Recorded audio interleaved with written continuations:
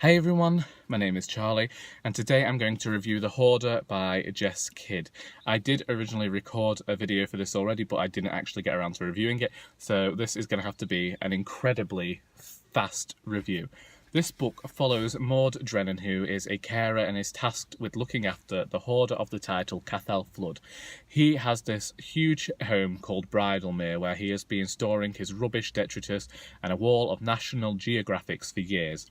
There is a mystery surrounding the house, as when Mary is there, when Maud is there, she begins getting clues to some mystery that are given to her by the house. The house is this supernatural presence, and you get this wondering whether it is in fact the ghost of Mary, who was Cathal's wife.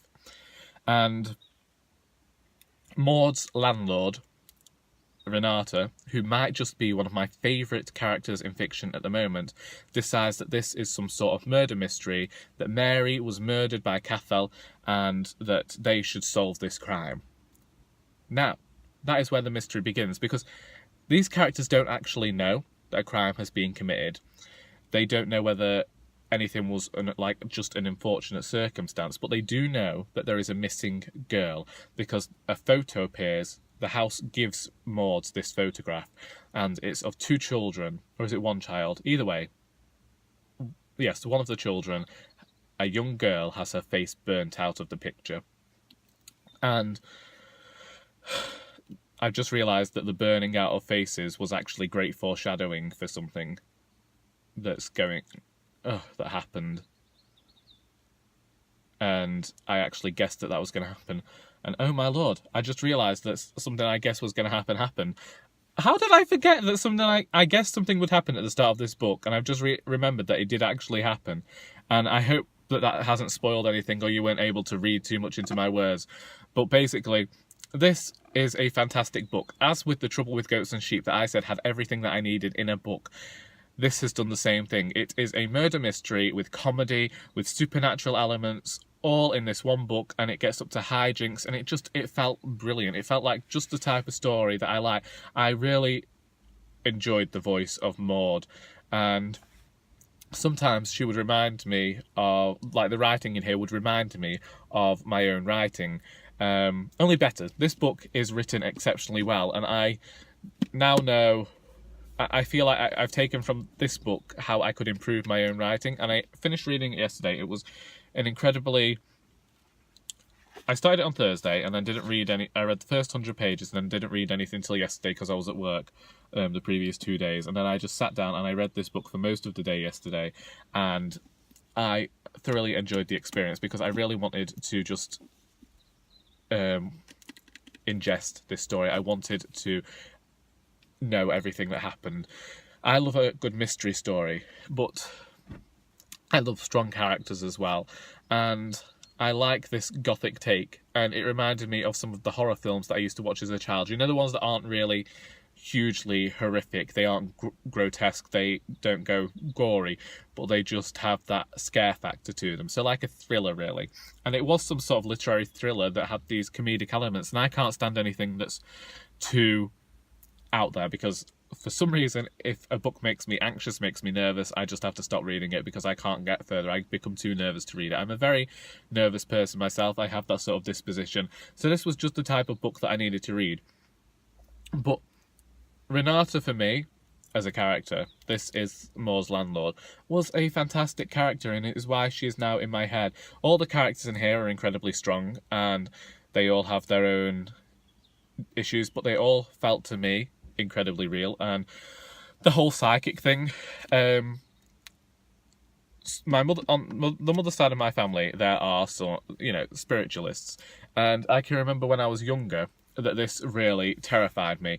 I remember being completely scared of my nan's house as a child because she had an old-fashioned boiler and it would start going off, and it seemed to always want to go off whenever I went into the toilet, so I became scared of going to the toilet at my nan's house. I used to actually make my sister go with me and send her into the computer room just so that there was someone upstairs in case a ghost came to get me. When I stayed there, I couldn't go upstairs at night. It was just that sort of thing, that house, when I was younger, really terrified me. It even took my grandparents saying to me, you know, if there were ghosts here, they wouldn't hurt you, for me to actually just calm down and not fear that house as much as I did. And it's horrible because I really love that house. I love going there. I feel extremely calm when I'm downstairs in my corner. But when I'm upstairs, I used to get absolutely terrified. And this book just brought to mind all these things that you think the house could be doing, that the house could be this physical presence. And I like the fact that the setting here was so important and was such a character within the story. I like the mysterious aspects of it. And it made me, whilst I was reading it, I was like, now I need to read all of these gothic books that I haven't read because they've been so hyped up. And I'm thinking maybe they're the type of fiction that I actually like. So I'm seeking those out at the moment. But if you have any recommendations for books where there is that sense of like a supernatural thriller, but it's into wolves, witches and giants, then that's perfectly all right for me. So if you have recommendations, please send them to me. This book ends in a way that I've now mentioned that I actually thought it was going to end, but that works in its favour, really. I like this book. I don't think it was predictable in any fashion. I think once I've got some money myself, I'll be going out and purchasing this book and some others that I've got my eye on. I heartily recommend that people go out and find this book. I myself am going to be looking for Jess Kidd's first book now. And I'm glad that I went into this not knowing anything about this, like, knowing anyone else's opinions on it, knowing their reviews, because I found that the hype with himself made me not read it, but not knowing anything about the Hoarder has really improved my thoughts about the book and allowed me to make my own opinions, and sometimes that's just what you need.